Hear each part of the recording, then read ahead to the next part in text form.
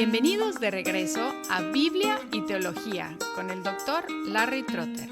Esperemos disfruten el siguiente episodio.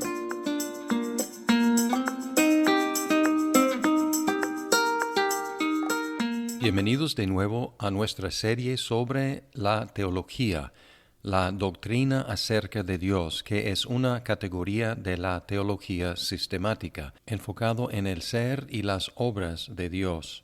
Hemos hablado de la Trinidad y también los atributos incomunicables y los atributos comunicables.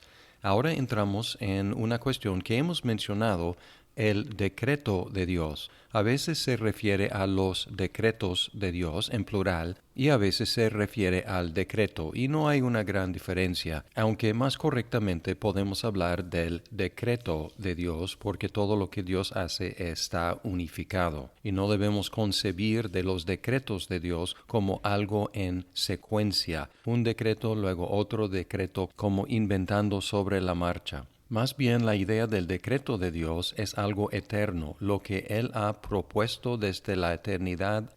En el Catecismo Menor utilizan la palabra decretos en plural y en la Confesión de Westminster prefiere la palabra decreto en singular.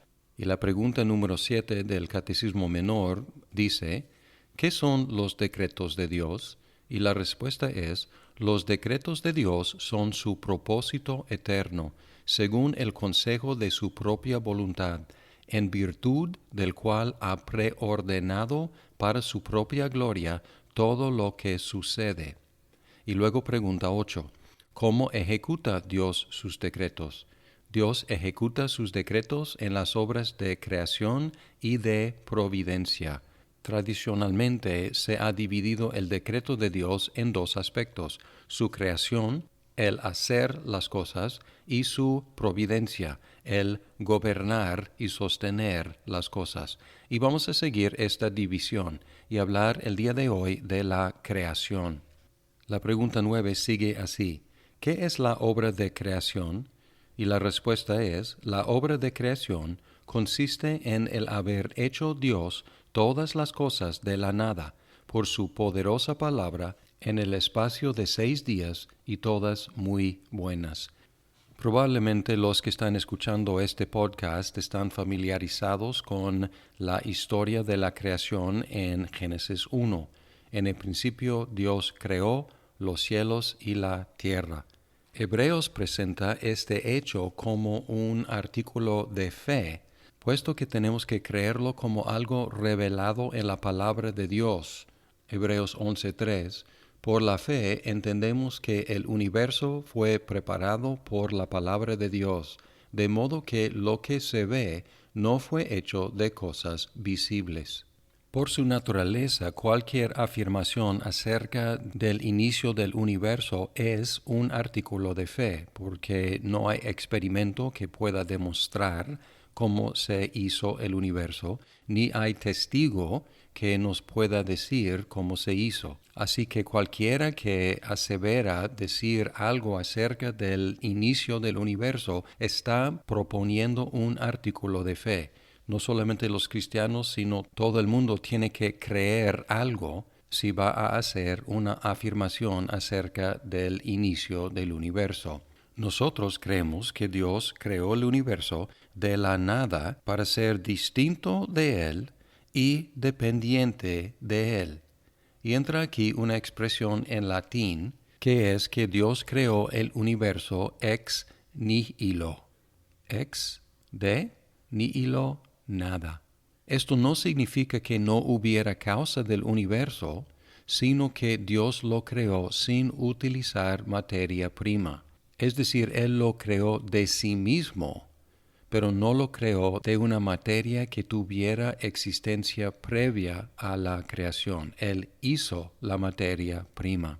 No podemos explicar el proceso cómo Dios ha hecho de la nada la materia prima, pero afirmamos una causa suficiente para producir el resultado, porque nosotros estamos afirmando que Dios es todopoderoso, y si es todopoderoso, Él puede hacer de la nada la materia prima y luego ordenar esa materia prima en el universo que conocemos.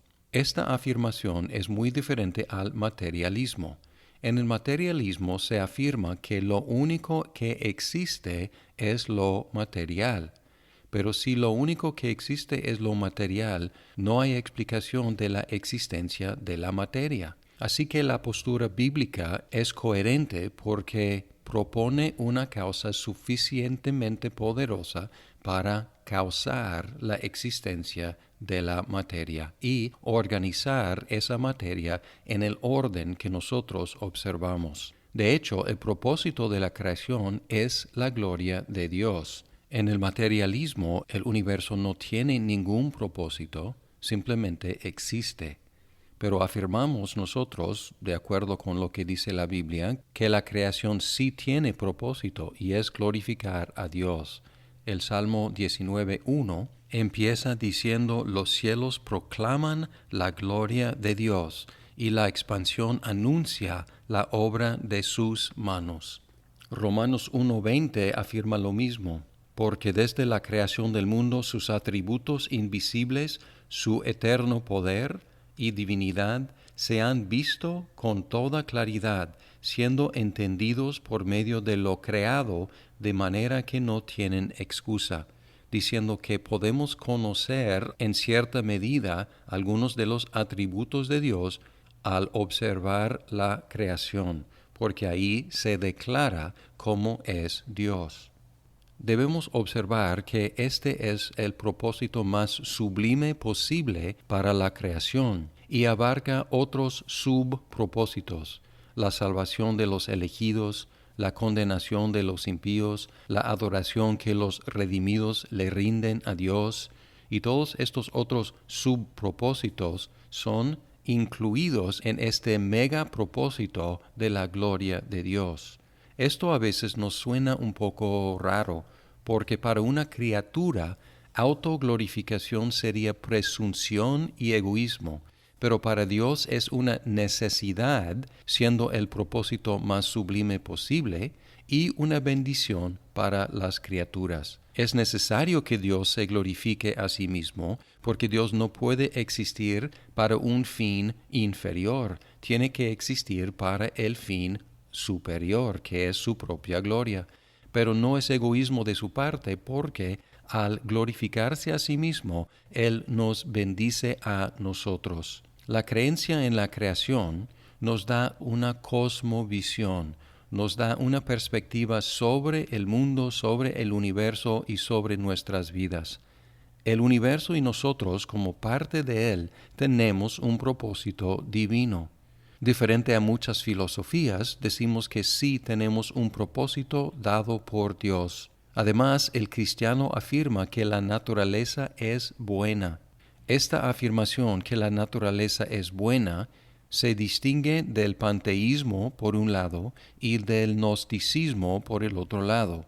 En el panteísmo se deifica la creación, se convierte en Dios al decir que todo es Dios, toda la naturaleza, todo el universo es Dios. Así deifica la creación.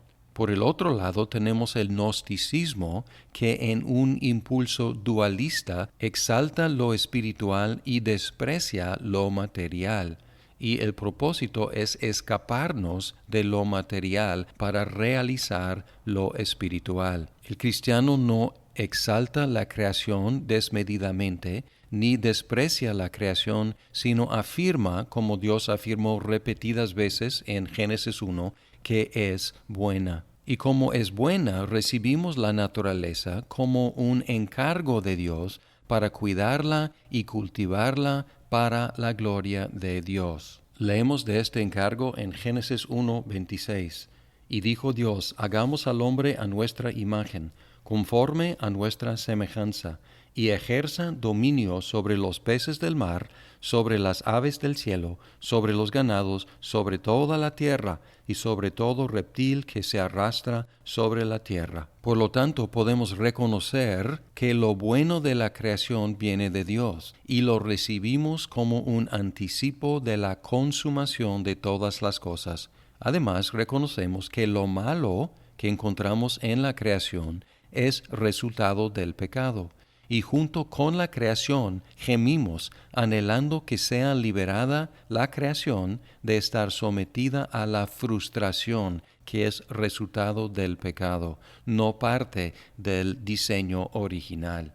En Romanos 8, Pablo personifica la creación y dice en Romanos 8:19, porque el anhelo profundo de la creación es aguardar ansiosamente la revelación de los hijos de Dios, porque la creación fue sometida a vanidad, no de su propia voluntad, sino por causa de aquel que la sometió, en la esperanza de que la creación misma será también liberada de la esclavitud de la corrupción a la libertad de la gloria de los hijos de Dios, porque sabemos que la creación entera aúna gime y sufre dolores de parto hasta ahora, y no solo ella, sino que también nosotros mismos, que tenemos las primicias del Espíritu, aun nosotros mismos gemimos en nuestro interior, aguardando ansiosamente la adopción como hijos, la redención de nuestro cuerpo. Es decir, que encontramos ahora la creación en una condición no natural, sino afectada por el pecado. Más adelante hablaremos del pecado, pero podemos observar en este momento que la creación ha sido distorsionada de su estructura original. Observamos lo bueno que es natural como lo malo que es un intruso en la creación. La última cosa que vamos a observar de la creación es que es un modelo para la redención, porque en 2 de Corintios 5:17 Pablo escribió, de modo que si alguno está en Cristo, nueva criatura es. Las cosas viejas pasaron, he aquí, son hechas nuevas.